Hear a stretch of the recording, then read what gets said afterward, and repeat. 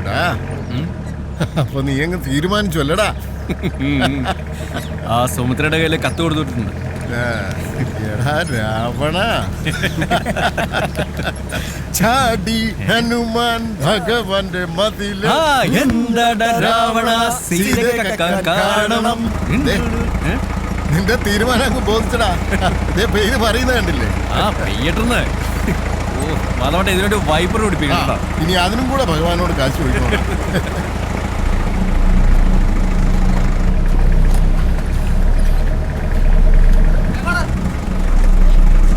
ഒരാള് ഓട്ടോ ഒക്കെ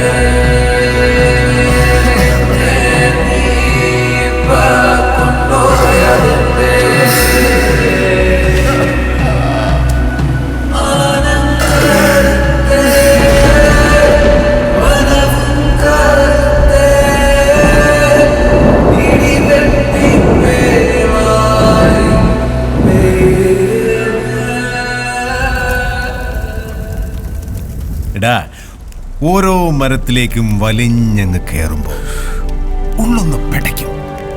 പക്ഷെ അങ്ങ് മുകളിലെത്തിയാൽ ആവേശത്തോടെ അങ്ങ് കൂവിത്തീർക്കും.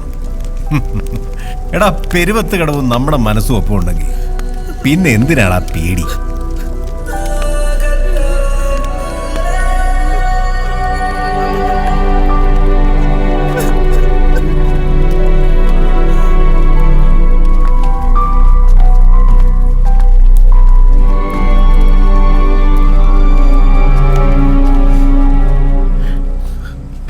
അവന് പറ്റാത്ത ഉയരവും അവൻ കീഴടക്കി.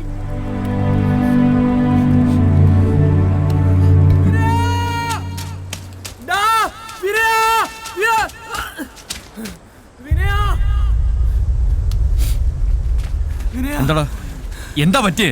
വിനയ പോയടാ, നമ്മള് തിയേറ്ററിലെ കാശ് മൊത്തം പോയടാ. നീ എന്തേ പറയുന്നത്? രാവിലെ ഓഫീസ് തുറക്കാൻ വന്നപ്പോഴാണ് കണ്ടത്. ഭഗവാന് കൊടുക്കാനുള്ളത് ഉത്സവ പടത്തിന്റെ കളക്ഷനും മൊത്തം പോയടാ.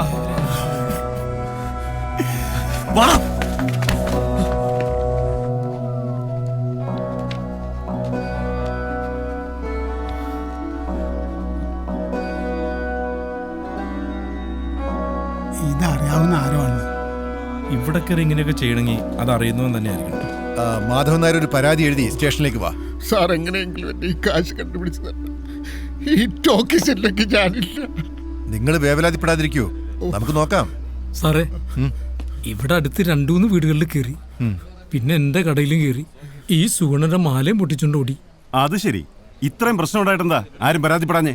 അല്ല, ഉത്സവം തുടങ്ങിയതോടെ പതിവാ സാറേ. എന്തായാലും ഞങ്ങളൊന്ന് അന്വേഷിക്കട്ടെ. സാറന്മാർ ഇതന്വേഷിക്കാനായി ഇത്രയും ദൂരം വരേണ്ട കാര്യമില്ലായിരുന്നു. കള്ളൻ കപ്പലിൽ തന്നെ ഉണ്ട്. താൻ എന്താ പറഞ്ഞു വരുന്നേ? എന്റെ പൊന്നു സാറന്മാരെ, ഈ നാട്ടുകാർക്ക് മൊത്തം അറിയാവുന്നൊരു ഭൂലോക കള്ളനുണ്ട് ഇവിടെ, ഇവരുടെ സംഘത്തില്. എവിടെടാവൻ? എടാ, നിന്റെ വരെ ബോംബെ വന്നവൻ തക്കാൻ കിട്ടിയ അവൻ കാശും കൊണ്ട് പോയത് കണ്ടില്ലേ? പോക്കൃതം പറഞ്ഞോളാം. ഓ, പോക്കരത്തരം കാണിച്ചിട്ട് നാട് വിടുന്നതിൽ കുഴപ്പമില്ല. ആദ്യം ഗഗനെ പൊക്ക്, എന്നിട്ട് അവനോട് ചോദിക്കും, അപ്പ അറിയാം.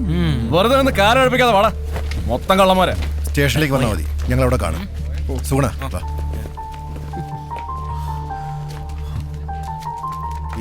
പുറത്തുനിന്നുള്ള ആരുടെ കളി? ആരാന്നേ ഉത്സവത്തിന് കുറെ എണ്ണ ഇറങ്ങിയിട്ടുണ്ടല്ലോ.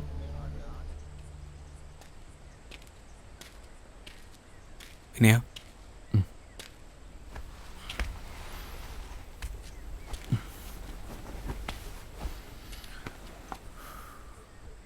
പണ്ടൂരെ തരികട കാണിച്ച് നടന്നിട്ടുണ്ട്. പക്ഷേ അതൊന്നല്ല ജീവിതം എനിക്ക് പിന്നീടാണ് മനസ്സിലായത്. അത് പഠിപ്പിച്ചെന്ന നീറാശാൻ ഇനിയില്ലാന്ന് പറഞ്ഞപ്പോൾ എനിക്കവിടെ നിൽക്കാൻ തോന്നിയില്ലടാ. നമ്മുടെയൊക്കെ ജീവിതം അങ്ങനെയാണ്. ആർക്ക് എപ്പോൾ എന്താ സംഭവിക്കാന്നറിയില്ല. വള്ളിയും പുള്ളിയും ഒരുക്കി തെറ്റാൻ തുടങ്ങിയ പിന്നെ തെറ്റിക്കൊണ്ടേയിരിക്കും. മാധവേട്ടൻ പാവം ആ ടാക്കേസിൻ്റെ അകത്തുനിന്ന് ഇറങ്ങിയിട്ടില്ല. നിരാശാനും ടാക്കേസും എല്ലാം കൂടെ ആയപ്പോൾ ആ പടസങ്കടത്തില. നമ്മളെല്ലാവരും ഉണ്ടായിട്ടും ഒന്നും ചെയ്യാൻ പറ്റില്ലല്ലോ.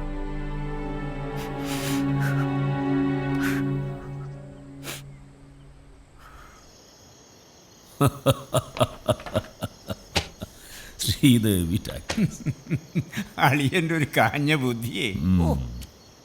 ഞാൻ പറഞ്ഞല്ലോ ഗോവാച്ച, ആ സ്ഥലം കുറച്ച് കഴിയുമ്പോൾ നമ്മുടെ കൈ വന്ന് ചേരുന്നു. ശരിയാളിയാ, ഇനി എത്ര അവധി കൊടുത്താലും മാധവൻ ആ കണക്ക് തന്നു തീർക്കും തോന്നണില്ല.